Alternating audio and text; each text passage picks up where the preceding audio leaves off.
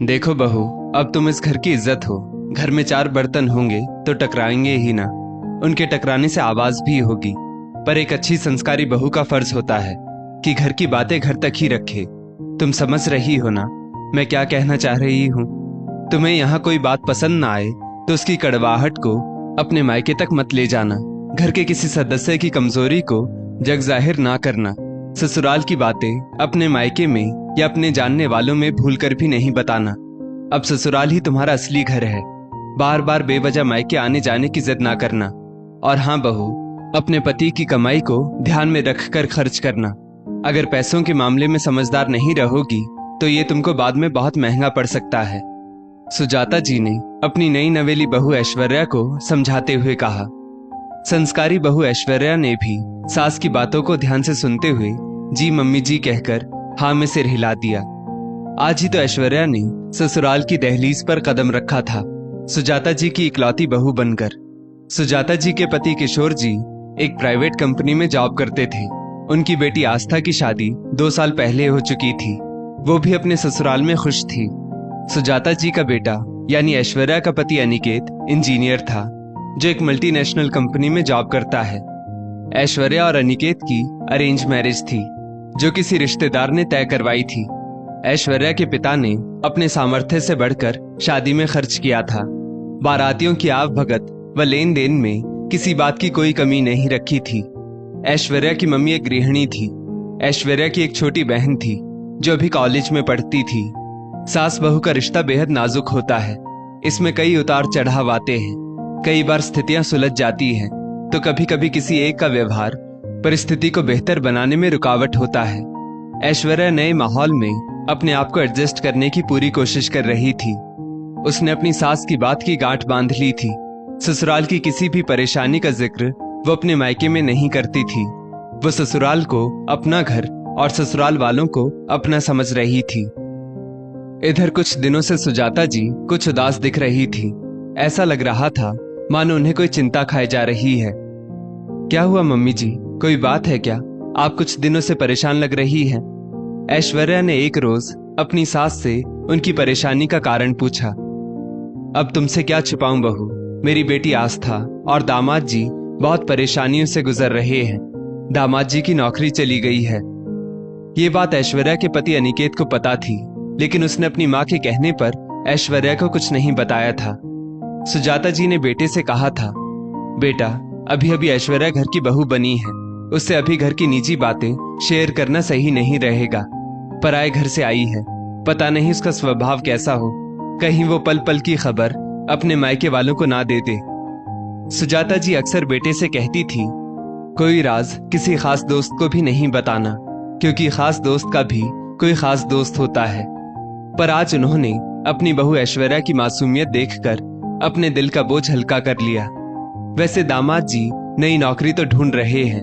अभी घर के सारे खर्चे दामाद जी के बड़े भाई उठा रहे हैं। इस बात का फायदा उठाते हुए आस्था की जेठानी ने तो आस्था को नौकरानी बनाकर रख दिया है। सारे घर का काम उस पर डालकर खुद आराम फरमा रही है।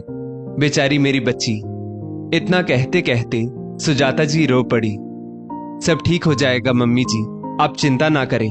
और सब दिन एक समान नहीं रहते। अगर आस्था दीदी चाहे तो हम पैसों की मदद कर सकते हैं, ऐश्वर्या ने कहा। नहीं नहीं बहू, दामाद जी बहुत स्वाभिमानी है। हमारी मदद लेना उन्हें अच्छा नहीं लगेगा। बस बेटा, इस बात का जिक्र तुम किसी से नहीं करना, अपने मायके में भी नहीं। तुम्हारे ननद नंदोई के सम्मान को ठेस पहुंचेगी, सुजाता जी ने कहा। जी मम्मी जी, आप निश्चिंत रहिए। ये मेरा घर है। यहाँ की हर समस्या मेरी अपनी है। मैं इस बात का जिक्र किसी से नहीं करूंगी, ऐश्वर्या ने कहा। कुछ दिनों बाद सुजाता जी अपने छोटे भाई से फोन पर बात कर रही थी। फोन रखते ही वो अपने सिर पर हाथ रखते हुए कहती हैं, आजकल के बच्चों को ना जाने क्या हो गया है। माँ बाप की इज्जत का जरा भी ध्यान नहीं रहा उनको। कहाँ कमी रह गई माँ बाप के संस्कारों में। क्या हुआ? ऐसा क्या हो गया जो तुम आजकल के बच्चों को कोस रही हो? सुजाता जी के पति किशोर जी बोले, मेरे छोटे भाई आनंद का फोन था। उसकी बेटी काव्या, जिसको उसने पढ़ने के लिए मुंबई भेजा था, 6 महीने से माँ बाप को धोखे में रखकर एक लड़के के साथ लिव इन रिलेशन में रह रही थी। जैसे ही मेरे भाई को पता चला, मुंबई से वापस ले आए बेटी को। पढ़ाई लिखाई सब छुड़वा दी उसकी। जब बच्चे ऐसे नालायक निकल जाएं, तब ऐसा ही करना पड़ता है। बताओ, पढ़ने लिखने की उम्र में 10 साल बड़े लड़के के साथ छी छी कहते हुए भी शर्मा रही है। सुजाता जी बोली। सुजाता जी ने देखा उनकी बातें उनकी बहू ऐश्वर्या के कानों तक भी पहुंच गई है। बहू, ये बात अपने तक ही रखना। लड़की जात का मामला है, बात का बतंगड़ बनते देर नहीं लगती। उसके भविष्य का सवाल है। सुजाता जी बोली। हाँ मम्मी जी, काव्या मेरी भी तो कुछ लगती है, भला मैं क्यों बातें फैलाऊंगी, ऐश्वर्या ने कहा। ऐश्वर्या ने ससुराल को पूरी तरह से अपना लिया था। वो हर रिश्ते को दिल से निभाती, घर की बातें घर में ही रखती, अपने ससुराल की मान मर्यादा का पूरा ध्यान रखती। वक्त ऐसे ही गुजर रहा था। ऐश्वर्या के पापा को बिजनेस में घाटा हो रहा था। उनके ऊपर कर्जा भी खूब हो गया था। ऐश्वर्या ने अपने पति अनिकेत से इस विषय पर बात की। तुम चिंता ना करो ऐश्वर्या, हम पापा जी की जरूर मदद करेंगे। आखिर ऐसे समय में अपने ही तो काम आते हैं, अनिकेत ने कहा। अनिकेत ने अपने ससुर जी की 10 लाख रुपए की मदद की स्थिति को ठीक करने के लिए।